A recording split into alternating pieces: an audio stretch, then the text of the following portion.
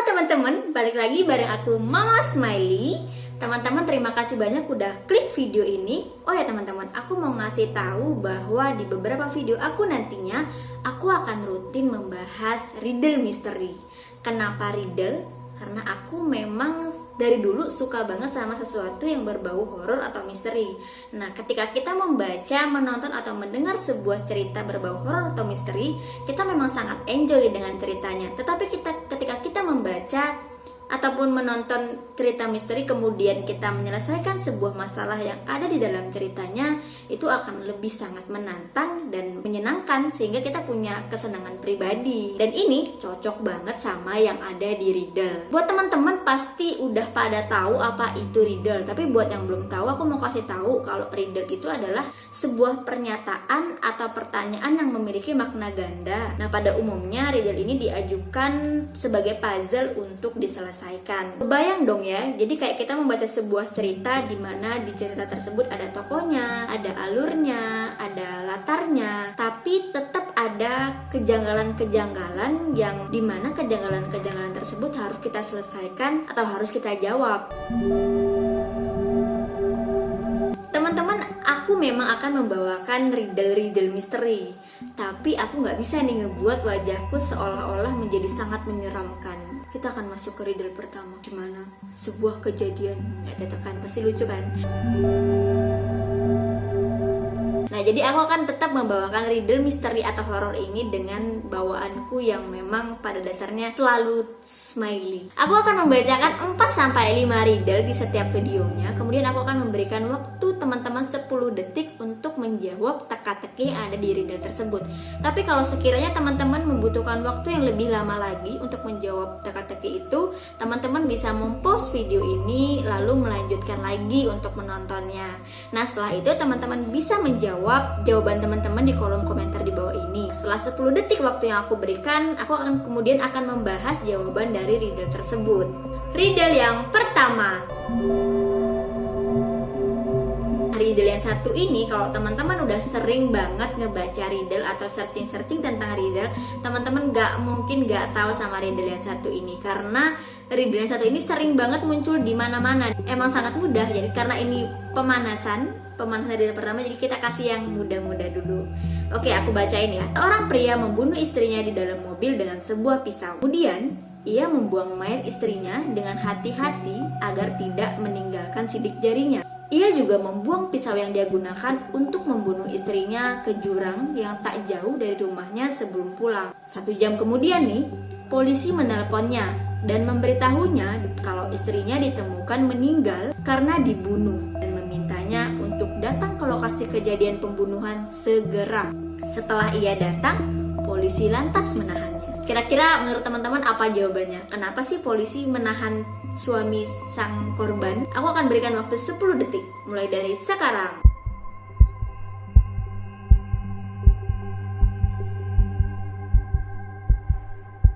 Jadi jawabannya adalah polisi ini kan belum sempat ngasih tahu kepada suami korban kalau lokasi kejadian pembunuhan istrinya tuh di mana. Polisi baru aja nelpon nih, istrimu terbunuh di sini gitu kan. Terus si suami disuruh langsung datang ke lokasi. Nah, polisi ini belum sempat ngasih tahu di mana posisi polisi dan istrinya ini.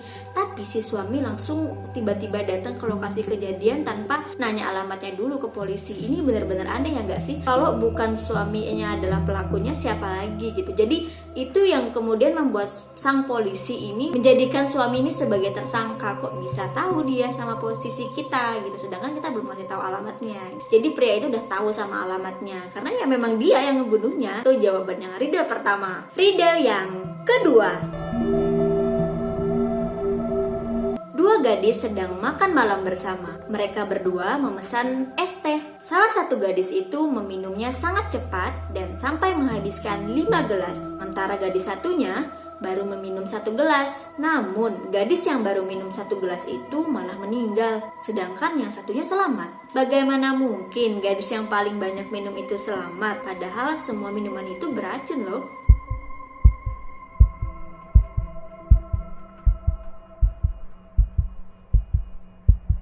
Udah tahu jawabannya?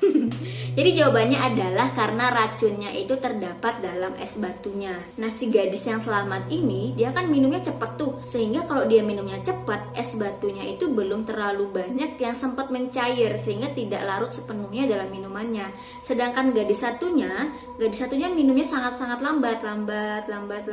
Akhirnya es batunya di dalam minumannya itu mencair semuanya. Ketika sudah mencair semuanya, sudah larut semuanya dalam minumannya, akhirnya semuanya terserap ke dalam tubuhnya dan akhirnya mati. Riddle yang ketiga. Aku benar-benar suka makan ceker. Bagi beberapa orang itu menjijikkan, tapi aku suka memakannya. Hari ini aku akan menyantap mie ayam ceker kesukaanku. Aku masak sendiri tentunya. Soalnya yang dijual di warung-warung itu kadang-kadang gak cocok sama seleraku. Bagian kesukaanku adalah menghabiskan bagian jari-jarinya.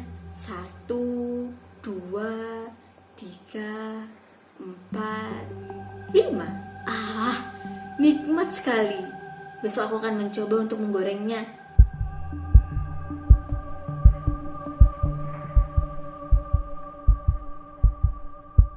Ketika teman-teman mendengarkan dengan baik, ketika dia makan ceker-ceker ayam dan kemudian menghitung jari-jarinya, dia mengatakan dia memakan 5 jari ceker. Apa iya jari ceker ayam itu ada 5? Dan jawabannya adalah dia sedang makan cekernya manusia atau jari-jarinya manusia. Terbukti kalau dia adalah seorang kanibal. Creepy ya.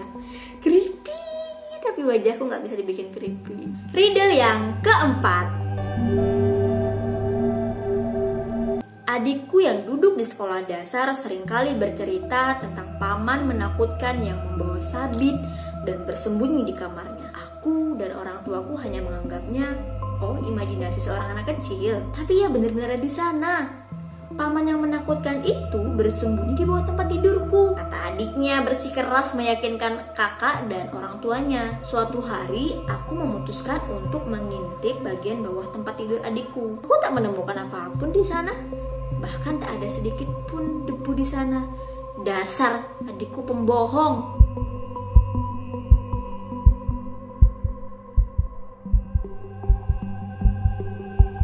Kalau teman-teman dengar kalimat terakhir yang dikatakan kakaknya, bahwa kakaknya tidak menemukan apapun di bawah kolong tempat tidur adiknya, bahkan tidak menemukan debu sedikit pun. Apa iya tidak ada debu sedikit pun di bawah kolong tempat tidur yang notabene jarang sekali tersentuh? Pasti pamannya bersembunyi di sana. Nggak mau tahu, pamannya ada di sana. Riddle yang kelima. Karena ini adalah riddle terakhir di video ini, jadi aku akan membacakan riddle yang sedikit agak panjang.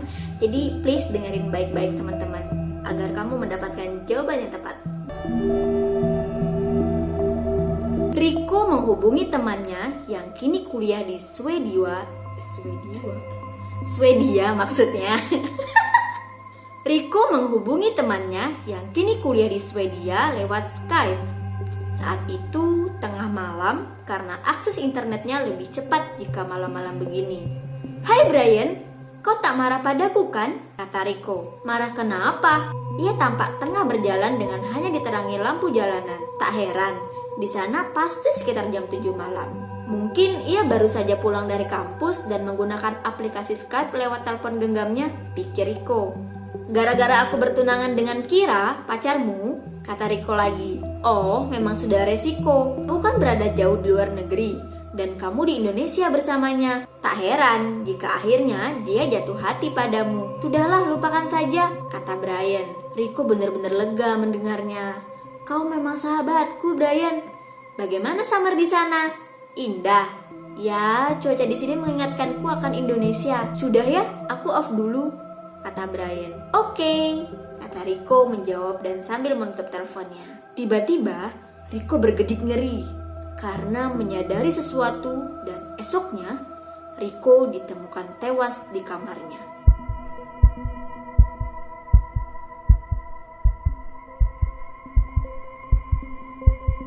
Karena ini adalah riddle yang terakhir, jadi jawabannya agak sedikit lebih rumit.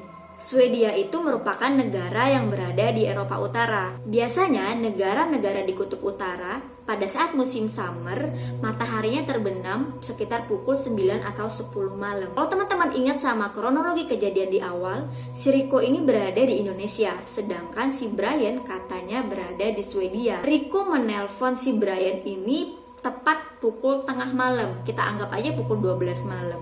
Indonesia punya perbedaan waktu 5 jam lebih cepat dibandingkan Swedia. Jadi ketika si Rico menelpon si Brian pukul 12 malam, seharusnya di Swedia itu masih pukul 7 malam. Dan pukul 7 malam di musim summer, seharusnya di Swedia mataharinya belum terbenam. Sedangkan pada saat Rico menelpon si Brian, dia melihat situasi di teleponnya Brian, di Skype-nya Brian itu dimana jalanannya sudah gelap. Dan ini menandakan bahwa si Brian tidak berada di Swedia, melainkan dia berada di Indonesia. Dan kedatangannya ke Indonesia adalah untuk membunuh Rico, sahabatnya, karena telah mengambil pacarnya. Teman-teman, terima kasih banyak buat yang udah nonton sampai akhir video. Semoga semuanya suka sama riddle-riddlenya. Aku Mamau, sampai ketemu di riddle berikutnya. Bye-bye.